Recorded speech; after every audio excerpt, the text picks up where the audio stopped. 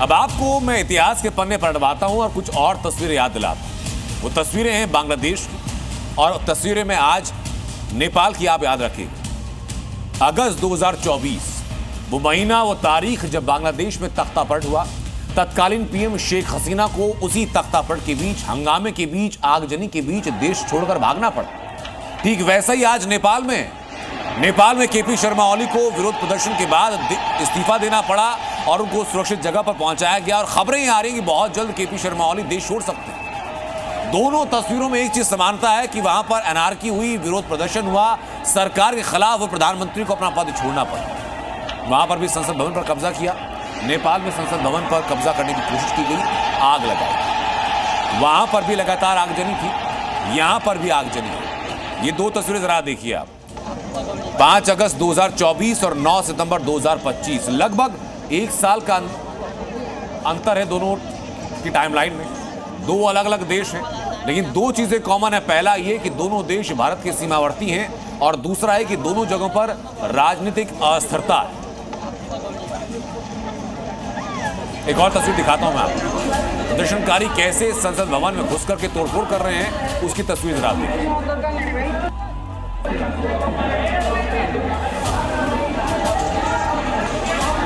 ये बांग्लादेश और नेपाल के अंदर की तस्वीरें हैं। 5 अगस्त 2024 बांग्लादेशी संसद, 9 सितंबर 2025 नेपाली संसद। लेकिन ये चीजें सिर्फ बांग्लादेश से शुरू नहीं हुई।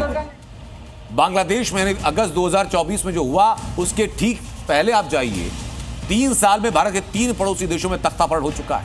इसकी वजह क्या है? आंदोलन के पीछे चीन और अमेरिका की बात क्यों कही जा रही है? उनका कनेक्शन क्या है? इस रिपोर्ट में दिखाता हूं मैं।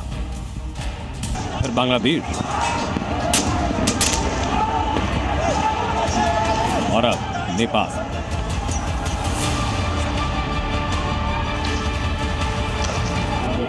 पिछले 3 सालों में हिंदुस्तान के 3 पड़ोसी देश तख्तापलट झेल चुके हैं। आंदोलन की आग ने सत्ता के शीर्ष पर बैठे नेताओं को भागने पर मजबूर किया।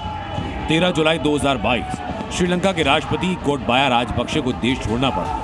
5 अगस्त 2024 बांग्लादेश के तत्कालीन पीएम शेख हसीना को इस्तीफा देना पड़ा। और आज नेपाल के पीएम केपी शर्मा ओली को आंदोलन के सामने झुकना पड़ा। नेपाल में सोशल मीडिया को लेकर सरकार के खिलाफ नाराजगी। अपनी मांगों को मनवाने की जिद पर अड़े युवा पीएम ओली के घर को आग के हवाले कर चुके हैं।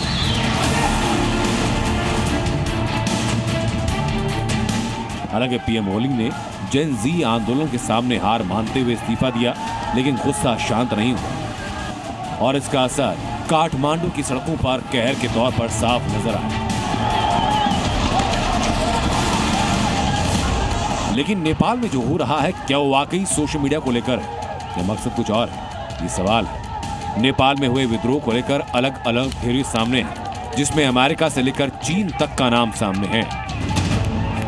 विद्रोह की थ्योरी नंबर 1, ये पूरी हिंसा अमेरिका की सोची समझी साजिश है, क्योंकि अमेरिका चीन समर्थक ओली सरकार को नेपाल से हटाना चाहता है। इसका सबूत इस बात से मिला कि कई ऑनलाइन कैंपेन में अमेरिकी फंडिंग देखने को मिली।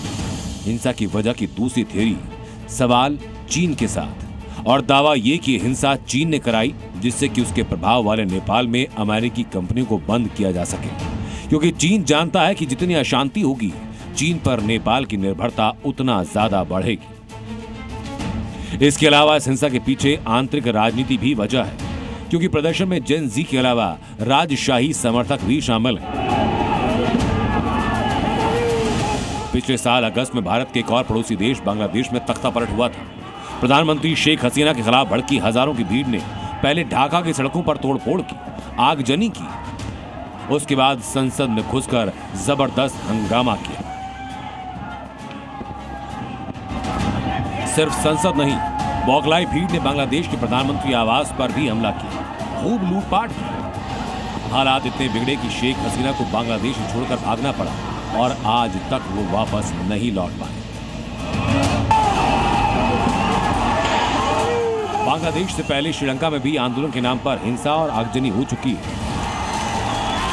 2022 में आर्थिक संकट के दौरान श्रीलंका की आवाम का पारा ऐसे चढ़ा कि संसद की सीढ़ियां छूटी पड़ गई। उस वक्त श्रीलंका में महंगाई और ईंधन की कमी से लोग त्रस्त थे। राष्ट्रपति गोटबाया राजपक्षे के खिलाफ गुस्सा इतना बढ़ा कि लोगों ने पहले उनकी आधिकारिक आवास पर कब्जा किया, फिर संसद में घुसकर तोड़फोड़ की। प्रदर्शनकारियों ने सांसदों के दस्तावेज फेंके, संसद की कुर्सियों पर कब्जा किया और इसी के बाद राष्ट्रपति गोटबाया को देश छोड़कर भागना पड़ा।